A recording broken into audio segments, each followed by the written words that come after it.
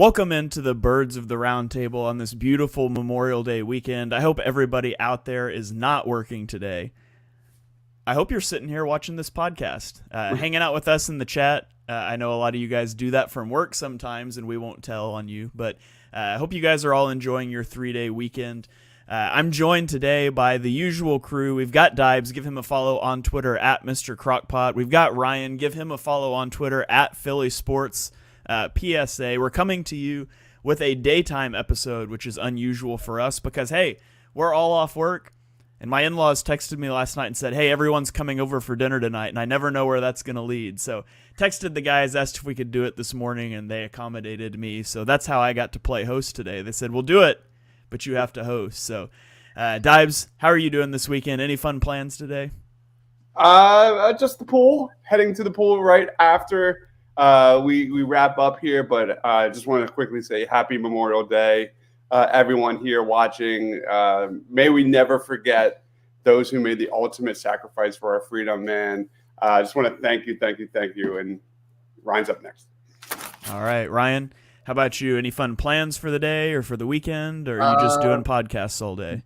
Yeah, so my birthday's in a couple of days, so usually it always falls around Memorial Day, so it's usually like a birthday / Memorial Day party going on. So a few people are coming over, cooking some food, drinking some beers, having a good time. So yeah.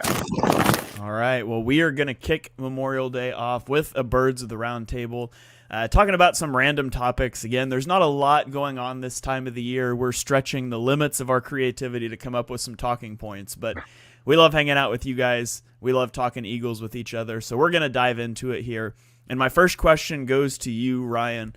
How do the Eagles avoid a potential Super Bowl hangover in 2023? You know, we saw the Rams win the Super Bowl 2 seasons ago and fall apart last season. You see this happen from time to time.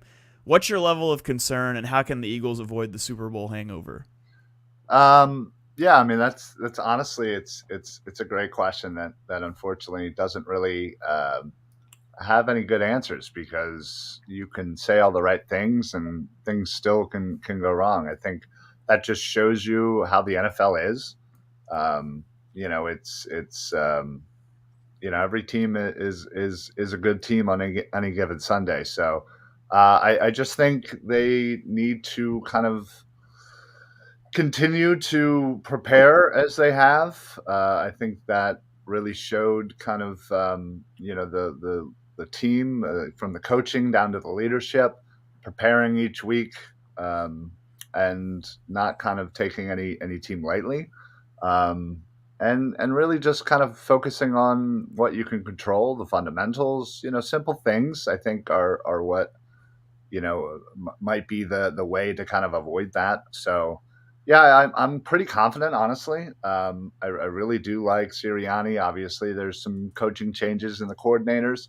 That certainly is something I want to see how kind of plays out with Desai and Johnson. So, but yeah, I'm not necessarily really concerned. Their offense is pretty potent. They lost some, good amount of players on defense, but I feel like they've done a very good job in replacing and trying to, kind of cover what they may have lost. So I'm feeling pretty good. So. All right, Dibes, how about you? What do the Eagles do to avoid the Super Bowl hangover, and how concerned are you about it? I'm going to go on a different angle, because when before we going live, when we talk in our chats, like, I think we all agree how much we're missing football and how hype this Eagles football season is. You look at the media, you look at DraftKings and all that kind of stuff, odds-on favorites to go to the Super Bowl, one of the best rosters there is in the NFL. So naturally I go the opposite angle just so I can stay in that median. And I made a list of why the Eagles aren't going to the Super Bowl. So here we go. I want to get your reaction here. So number one, they lost both coordinators. I like the replacements they added, but you never know until you see the results. Number two, obvious question marks at linebacker and safety after losing free agents there. Number three, The health of the running back group. I agree. It looks great on paper, but I think we're kind of keep saying, what if they stay healthy, if healthy, all that kind of stuff. How about O-line depth? Lane Johnson isn't getting any younger. When the dude doesn't play, the Eagles lose. That is a fact. You look at Cam Jurgens relying and Tyler Steen at that position. You're relying on a battle between a second-year former second-round pick center who wasn't really projected to be that versatile in the first place versus a rookie left tackle with short arms learning to play guard for that right guard spot. Are we a little too optimistic about that position? I don't know. And then you got to look at, the past history of the Super Bowl hangover. Each of the last 3 times the Eagles have made the Super Bowl, the following season wasn't great. They followed to win the division each time, or they failed to win the division each time in those situations. You look back at 2005, that was the season with Terrell Owens and just the wheels falling off all over the place. And, they lost the wild card round in 81. They needed a double doink to survive a wild card round in 2018. And that was the week after was the infamous Alshon Jeffrey drop. So those are my biggest reasons why I'm trying to keep myself from, just in being in love with this team. There are kind of reasons for pessimism. Any reaction to that? I think people are way too concerned about right guard.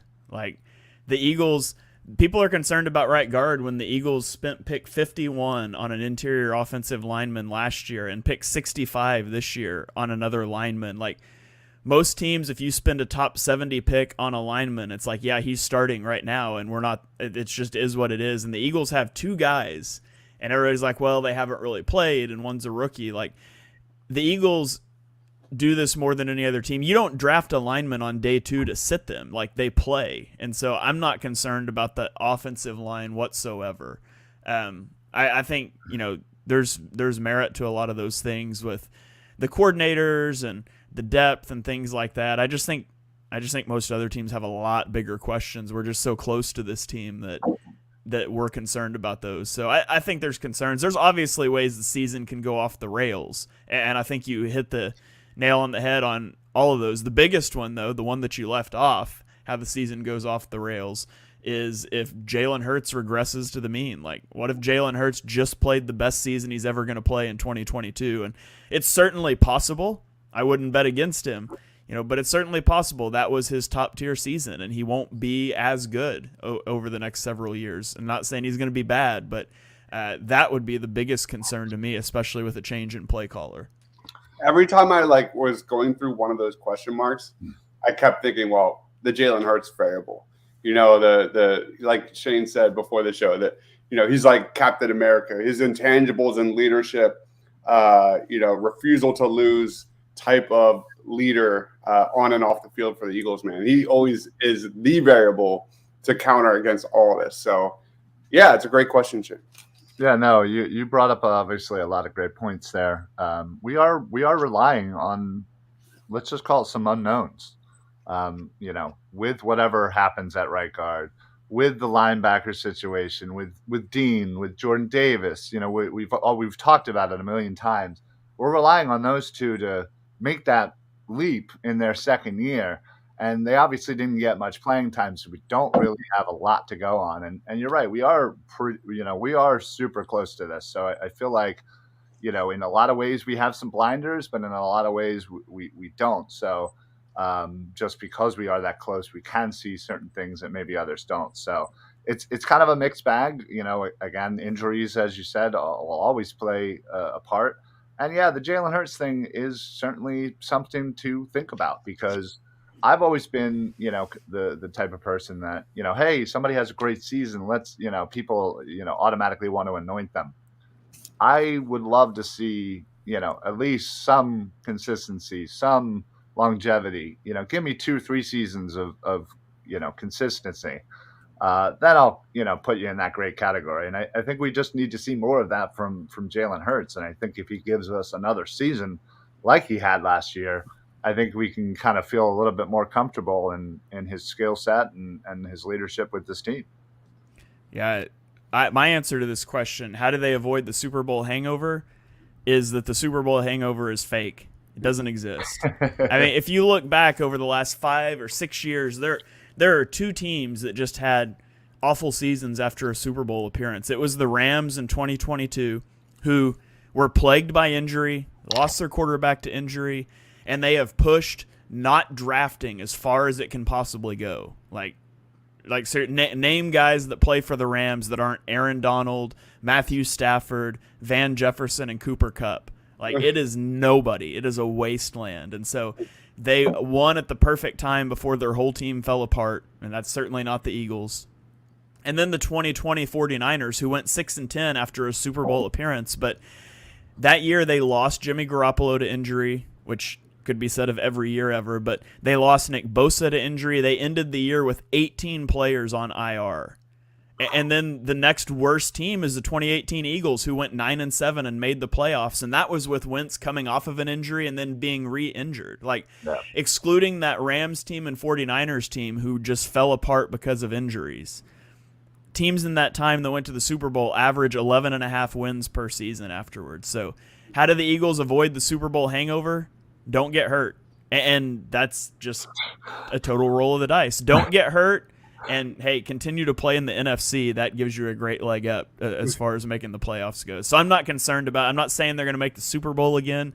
I'm saying I would be shocked if this team does not make the playoffs unless, catastrophe strikes in terms of injuries. Yeah. Yeah, injuries are obviously the greatest variable here. And, we've certainly been through some seasons as Eagles fans where you get that bug and people go down, and your lack of depth, in certain positions will always shine, unfortunately, pretty bright. And it's always the people that get injured in the positions that you don't have a lot of depth on, right? Yeah. Yeah.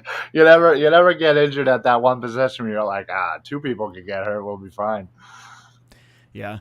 All right. Well, Dylan on Facebook says, our offense is better than last year. I think our defense lacks a veteran stud at the safety and linebacker position, although I do think Edmonds is fine. And we're going to get into the defense here in just a moment. So let's keep the show rolling here. Before we get to the defense, I want you guys to tell me who your favorite Eagles UDFA was and why. So the Eagles signed a lot of UDFAs. Dibes, I'm going to throw this one to you first. Because you're the draft guy, you're the Senior Bowl guy, you know more of these guys than anybody. Who was your favorite UDFA that the Eagles signed? I'm glad I'm going first, and I'm going to give you the layup because I knew exactly where you're going. Wait, no, was he a draft pick or was he? Anyway, the guy I'm going after here today is Jaden Hazelwood, a wide receiver out of Arkansas. He's 6'3", 202 pounds. He's already familiar with Jalen Hurts. They were teammates back at Oklahoma in 2019. So that learning curve could be a little bit less, just a little bit less. That speed of the NFL could be a little easier when training camp starts. I think this guy could be a potential 3rd down target at the next level. Really good in the red zone with that size. Jaden Hazelwood, man, he was a 5-star recruit. He was the #1 wide receiver in the 2019 recruiting class, ahead of guys like Trey Walker, Andrew Booth. He was the #4 overall recruit nationally, behind Nolan Smith, Kayvon Thibodeau, and Derek Stingley. So obviously has a lot of ground to make up. But this is a guy who suffered a torn ACL back in April of 2020 to his right knee. He missed most of the 2020 season, and he played through a sprained AC joint in his left shoulder in September 2022. So injury history is definitely major. But I think this is a solid athlete with some short area quicks to defeat press coverage on the line. So I think Jaden Hazelwood is a guy I'm going to be watching closely because that wide receiver position after AJ and Devontae and things like that is definitely up for grabs. All right, Ryan, what about you? Yeah, there definitely are. I feel like 2 easy layups here, and I'm gonna steal one of them that I know that you want to say, and that's Ty Zentner. Hunter, Kansas State. We desperately need our special teams is, let's be honest, not great. And we haven't had a returner, a punt kick returner that's been exciting in forever. We haven't had a decent punter in forever. I think we definitely, Sipos is kind of tired of it. Um, Everything that I keep seeing about this guy and reading about up on him, he's got a leg. He's pretty accurate, and I'm hoping he can, kick Sipos to the curb, and we have a punter for the next, whatever years, and we don't have to worry about it. That special teams is things that, you'd love to just not have to worry about it. Put somebody back there, do your kicking. Jake Elliott's been great, but outside of that, yeah, we need a punter. Yeah, Zettner was definitely a guy. I figured you guys would mention Zettner and Eli Ricks. So I actually went a different route. But you could put Ricks on there. He was in my top 100. There's obvious concerns with injuries, athleticism, and what happened at Alabama this year, where he didn't play for the first half of the season. But I'm going to go with a different guy, linebacker Ben Van Summeren. I think is how you say it. He's just an athletic freak. 9.62 relative athletic score. He ran a 4.45 40 and had a 42.5-inch vertical. So he's an athletic freak. Why was he undrafted? Because he's not good. But, I mean, his instincts are bad. He takes bad angles, all of that stuff. But he's a UDFA that is basically what Davion Taylor was as a third-round pick. And so maybe he becomes a decent special teamer or a depth piece at the linebacker position that's quite awful for the Eagles. So I liked taking a flyer on that much more than obviously taking Davion Taylor, who was essentially the same guy in the third round. So it seems like a good value there. Obviously talking about the UDFA, not Davion Taylor, who also should have been undrafted. But that's in the past. We won't dredge up the past here. Got some comments rolling in here. Let's get to those. Dylan says he disagrees about the defense. People are sleeping on it. Have a better DC. Replaced Hargraves with Carter and Davis. I mean, they had Davis last year. Yeah, but and I'm not going to project Carter to be what Hargrave is, but I think it's reasonable he could be really good. Chauncey Gardner-Johnson was actually one of the worst safeties in coverage outside of interceptions. I think Edmonds fills in fine. I wholeheartedly disagree with that assessment of Chauncey Gardner-Johnson. He wasn't awful in coverage, in my opinion. He lucked into a lot of his interceptions, but he did a good job playing that role for the Eagles. Tom on Facebook says, how many previous champs could reasonably look at their next roster and say it may be even more talented? And it's very true. The Eagles are one of the few that I think you could say have a much more talented roster this year than they did a year ago. And then Dylan likes my guy, the linebacker. Athletic freak. His testing numbers were insane. So we'll see if he's able to stick on the roster here for the Eagles. So let's go to our next question here. Between Olamide Zaccheaus, Britton Covey, and Devin Allen, who is most likely to take targets away from Quez Watkins in 2023? I'll lead us off with this one, and I'll just say it's Olamide Zaccheaus by a mile. Yeah. I don't expect Britton Covey or Devin Allen to play much of a role at all on the offense. They may not even make the roster. We'll see what happens there. So I think Zaccheaus and Watkins will probably split snaps at some point, and I hope Zaccheaus wins that job from Watkins because, frankly, I'm tired of watching him step on a football field. But I think you're still going to see a decent amount of Quez this year, pending, not if there's no other receiver move, which it seems kind of doubtful to me. But Ryan, what do you think? Do you agree with me on that? It's got to be him. Covey and Allen. Come on, like, those are the the nice stories that fans love to grab on and pray and hope that they do something. But let's be honest, they're not going to see the football field. In fact, I don't even want them seeing the football field for returning. Although I would love to see a little more Devin Allen just to give him a shot. But listen, I'm not as down on Quez Watkins as you are, Shane, but I'm kind of hoping for a little redemption year. Obviously he was bad. He was not good. Key drops in key situations, bad route running, the whole thing. But Yeah, listen, I hope he pushes for it. I hope he's somehow motivated after seeing the kind of the criticism he's received from last year, and hopefully that motivates him to to push for that third spot to reclaim it. But he's got to be better. He's plain and simple. We need better out of our third receiver. So, however that happens, I'm all for. But listen, I'm hopeful for Quez. I just don't really see it. I'm All right. hopeful for Devin Allen. I'm going to play Yeah, this. that'd be nice. Again, this is not offense. This is special teams. But Devin Allen, I'm excited to kind of see his transformation in 2023. As a guy who spent all season long last year learning under Devontae Smith, learning under AJ Brown. I'm excited to see what he brings in training camp after a full season of kind of learning the ins and the outs of the Eagles playbook, learning the concepts, the demands of being a professional NFL player. Like we said earlier, wide receiver 3 is one of the most open spots on this Eagles roster. I don't think Quez Watkins is a lock for that position. And I know it's going to be a steep climb, a steep hill for Devin Allen, but let's see what he's got, man. We're watching some highlights here from the dude. All right. Let's roll on. Let's get to that defense that we mentioned earlier. The defense, they subtracted a lot of pieces. They lost their defensive coordinator. They also added a lot of parts. They added Sean Desai. They added 2 first-round draft picks on the defense. What do you guys think is realistic to expect of this defense in 2023? Ryan, I'll let you go first. What are your expectations? Well, not 70 sacks. I'll tell you that right now.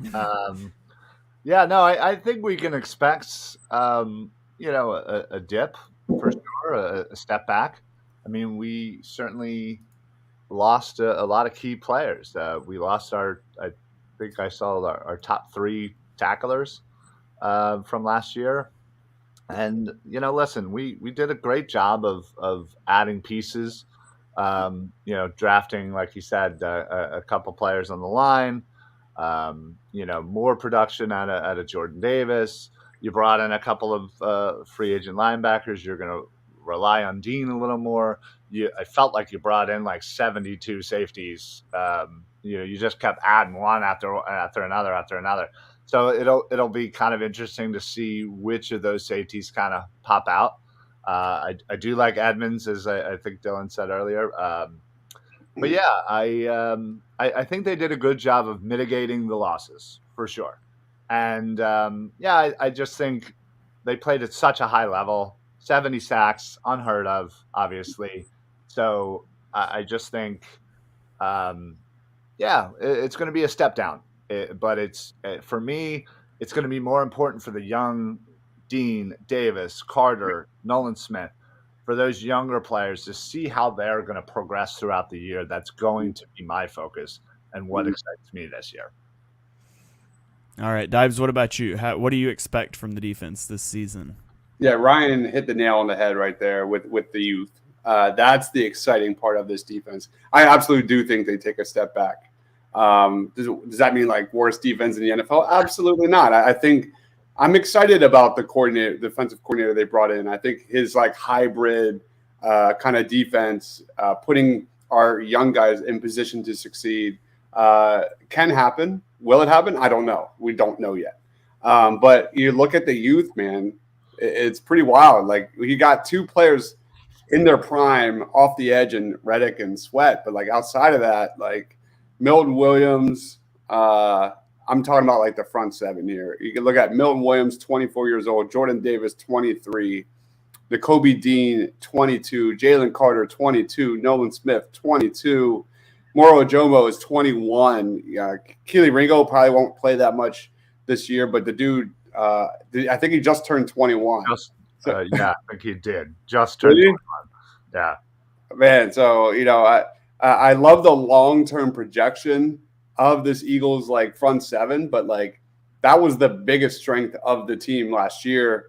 And you have to think they take a pretty decent step back in 2023. And I'm okay with that. I am totally okay with that given how elite this offense is and it could get better in ways we discussed, I think, last week or the week before that. Yeah, I mean, They have an elite cornerback duo. Now, I expect some regression there from last year. They're a year older. They both played out of their mind last year, and cornerback play tends to fluctuate. You lose Javon Hargrave on the interior of the defensive line, but you go draft Jalen Carter. They get Derek Barnett back, so they've got a huge edge rotation. The questions come down to linebacker and safety. I mean, Nakobe Dean, everybody expects him to be great, but he couldn't get on the field last year. And I think people would have expected him to take that job from Kazir White, and he didn't. And so, I think it's fair to have questions about Nakobe Dean. Nicholas Morrow is a tackling machine, but he's not really an impact player, and there's nothing behind that. Like, name another Eagles linebacker. And I mean, you guys probably could, but most people in the chat probably are not going to be naming Christian Ellis, Davion Taylor, Sean Bradley. These are your backup linebackers. There is nothing there. And so there's legitimate concerns about linebacker and safety. Although, I mean, last year your safety was Marcus Epps. Chauncey Gardner-Johnson was hurt half the year. You had Marcus Epps, who was, I think, a 6th-round pick. Reed Blankenship, who was a UDFA. Kevon Wallace, who was a day 3 pick. Safety doesn't look great this year, but it didn't look great last year either. I mean, realistically, this better be a top 5 defense in the NFL. You bring back the important pieces from last year. You added 2 first-round picks on the defensive front. I fully expect this to be a top 5 defense. I'm not saying 70 sacks, but this better be one of the elite defenses in the NFL for what they've invested on that side of the ball. Well, the beauty of all this is remember at this point last year what our safeties looked like. Mm-hmm. I mean, we were literally going into the year of Marcus Epps, who, let's be honest, not a lot of people were confident in, and Anthony Harris, who eventually got cut. And so you didn't know anything about Reed Blankenship. You didn't trade for C.J. Gardner-Johnson yet at this point. You had Kevon Wallace, who just never lived up to any expectation. Mm-hmm. So it was pretty dire at that point. And I feel like from this point now, compared to last year, at this point, I feel like we're better off. It may not seem that way, but also, again, there's plenty of time for Howie to make a move if he really wants to, just like he did last year. So I feel a little bit better now than I did last year about our safeties. That's for sure. I was looking at the linebacker position because that was like I just thought of that. It was like, when did the Eagles target Kazir White? I think they brought him in like at least a couple months before training. Yeah, he was late. So I'm surprised they haven't, or Howie hasn't looked at that position just yet. I expect him to, but like Shane said, like if Nakobe Dean goes down, like what's next? Yeah, the Eagles actually signed Kazir White before the draft. It was in March. Oh, was it really? Yeah. Oh, wow. Yeah, I mean, that's a great point, Ives. I mean, yeah, if Dean, who, let's be honest, played like, how many snaps did he play last year? Not many. No. That's the guy we're relying on to be the lead linebacker, essentially, with Morrow, who, as you mentioned, can sort of find a tackle, but can't really find much else. And those are the guys that we're relying on here. And yeah, if any of them, either one of them get hurt, what are you doing? Christian Ellis, Sean Bradley, Davion Taylor, who, the only good thing anybody's ever said about him is he's quick.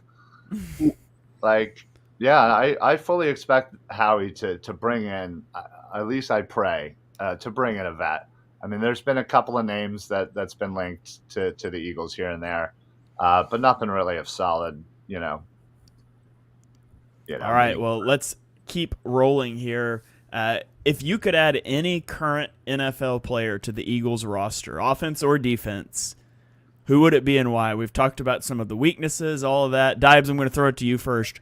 What player would you add to this roster if you could add any player in the NFL? I've made a list of a handful of guys, but kind of nice segue into this because the guy I circled on my board is a guy that plays for the San Francisco 49ers, right? And a guy that I was killing, but he looked great against the Eagles, and that's Fred Warner. I think the dude is one of the most do-it-all linebackers in the draft, or not the draft, in the NFL. He's a guy that can, thrive in coverage, thrive against the run. That's the guy that I would love to see kind of Nakobe Dean kind of take a step away from and just learn for a year. Fred Warner's my guy. All right. I'm judging by Ryan's reaction. That was Ryan's guy too. It was. It was. In a shocking development, I went linebacker. Yeah, I mean, it's got to be. Fred Warner's just so. I mean, he's just such a great linebacker. He really can do it all, and it's such a need for us that it's such an easy choice. You know what I mean? Like when I first heard this question, that's not even 0.2 seconds. Fred Warner popped into my head. I'm like, and then I just tried to sit there. I'm like, can I beat that? And I couldn't. I honestly, I just couldn't.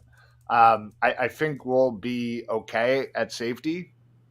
There are, I'm sure, plenty of great safeties that we could add to this roster to make it amazing. But linebackers would have just such a more impact on this team to then have Dean kind of push down, learn under somebody like Fred Warner, and just the two of them could be a pretty fearsome duo.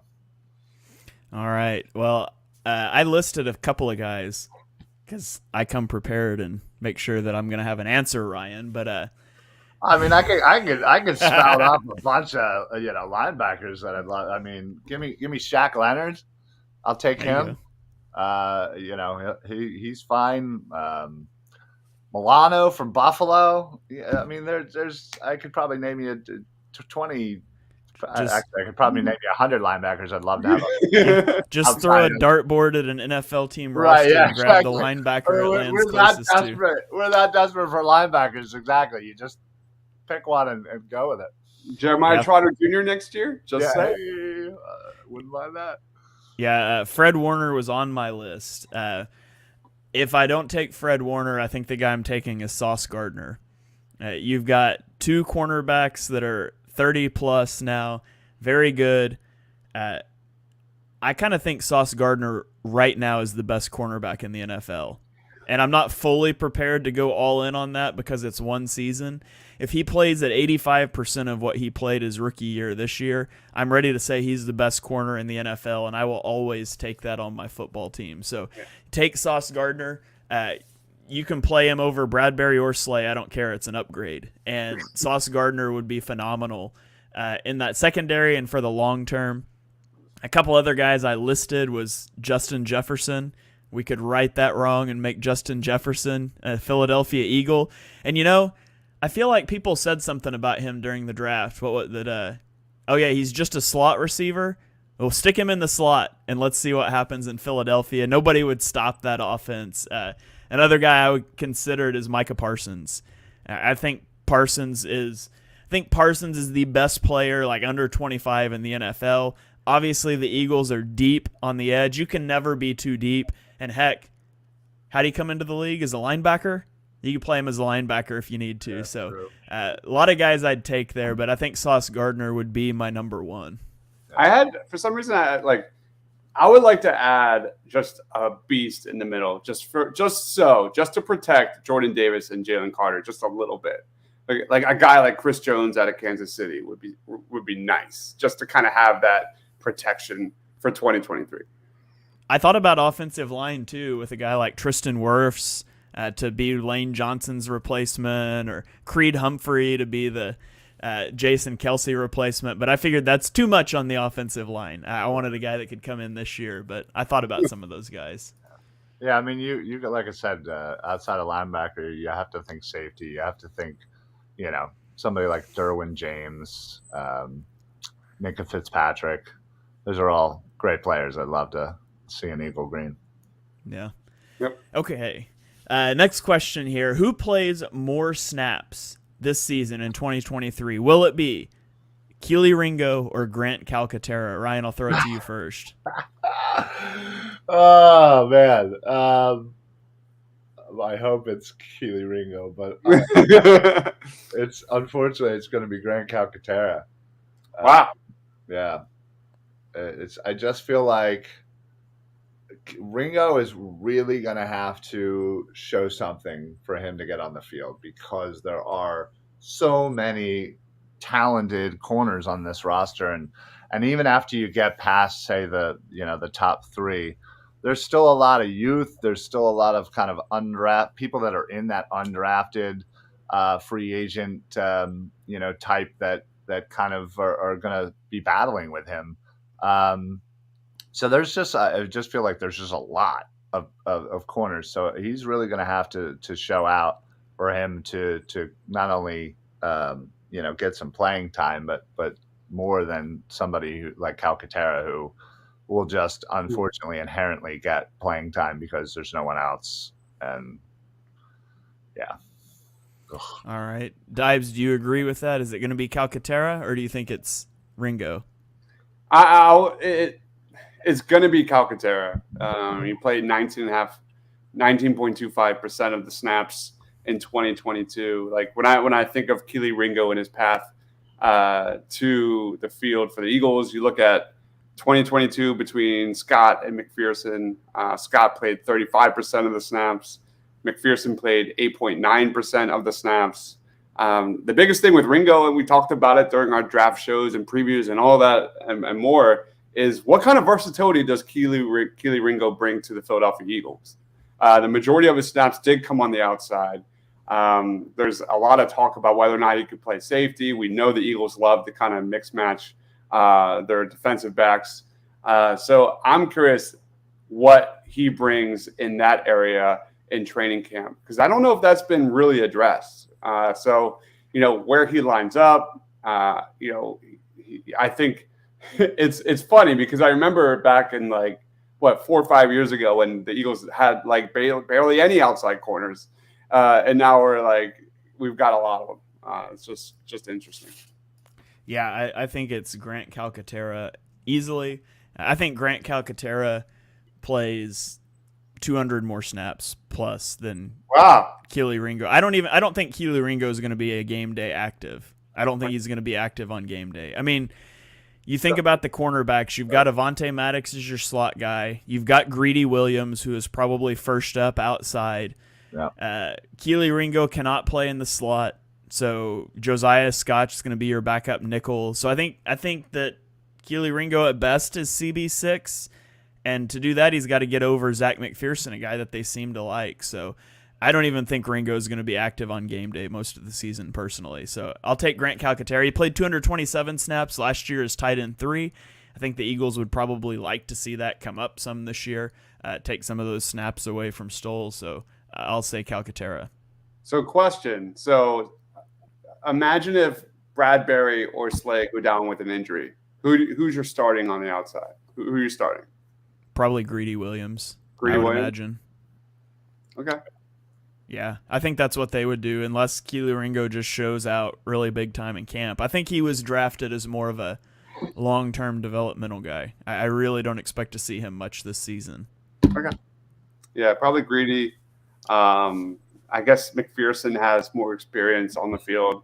Not as good of an athlete, of course, but interesting question. Yeah.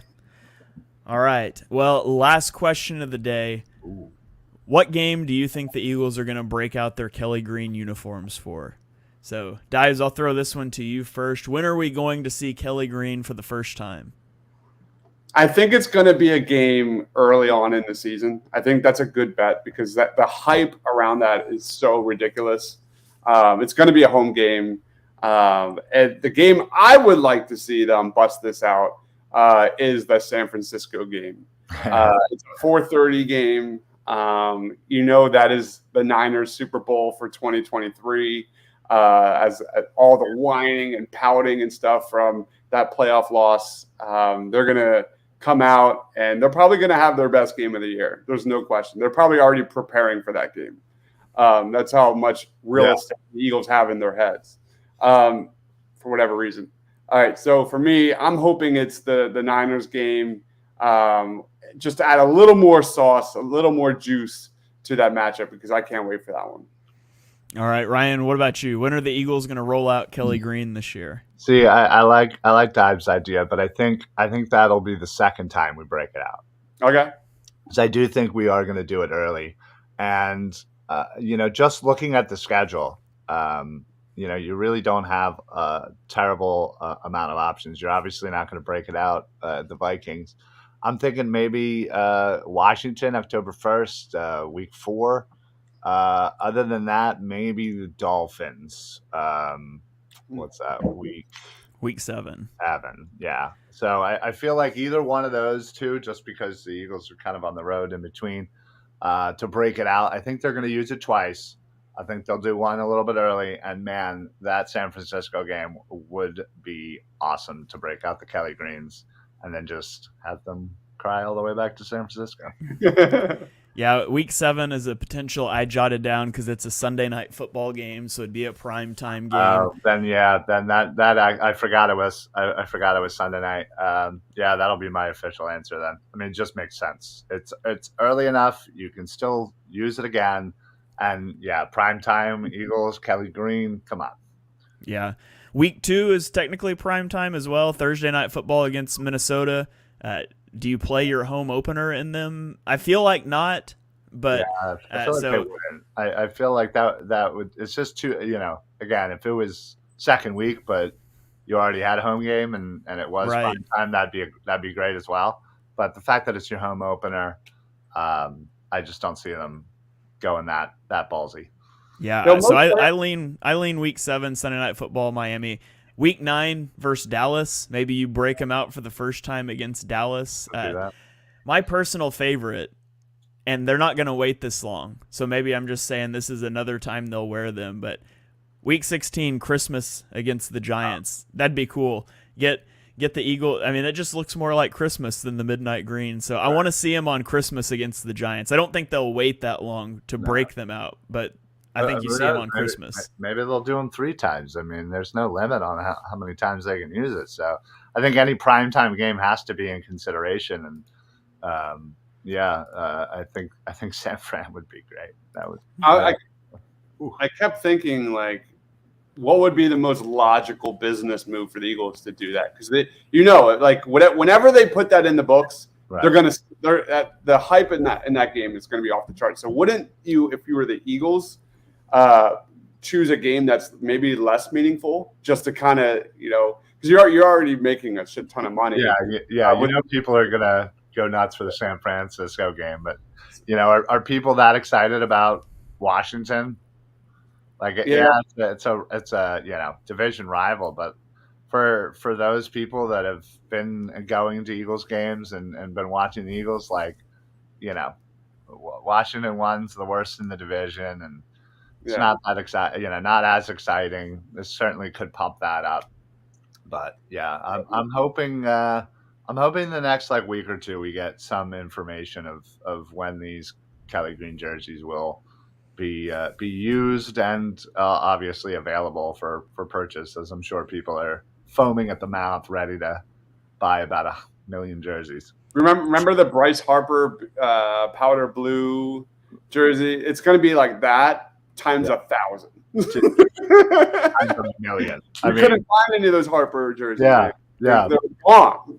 They better be real prepared to make a lot more jerseys, because people will absolutely buy them, and multiple in droves of every player. So yeah, it's Eagles are going to make so much money off of this. Just save them for the Cardinals game, and then welcome the Kelly Greens back to the league with a 60-point win over the Cardinals. Love it. Yeah, I think Washington week 4. The more I think about it, that makes so much sense. Yeah, it would definitely pump that game up for sure. Yeah. All right, well, that is going to about do it for this Memorial Day episode nonetheless, of Birds of the Round Table. For those of you that joined us in the comments, thank you guys. Always enjoy interacting with you guys on the show. For those of you watching later on YouTube, Twitch, Twitter, wherever you're catching the replay, we appreciate you guys as well. Be sure you smash that subscribe button so you don't miss the next episode. Our schedule's been a little crazy over the off season. It'll stay that way. We'll get back into a little more regimented approach when we get into the season. But before we get out of here, Dibes, you got any final thoughts, anything you need to get off your chest, plug your stuff. The floor is yours. No plugs. I don't like doing that. Final thoughts are thank you to anyone who's currently serving or all the veterans. Thank you for your service. Hell yeah. All right. Ryan, what about you? Anything you got coming out you want to plug? Any final thoughts? Let's hear it. Yeah, just please, thank you everybody for all the support, the follows, the likes, the shares,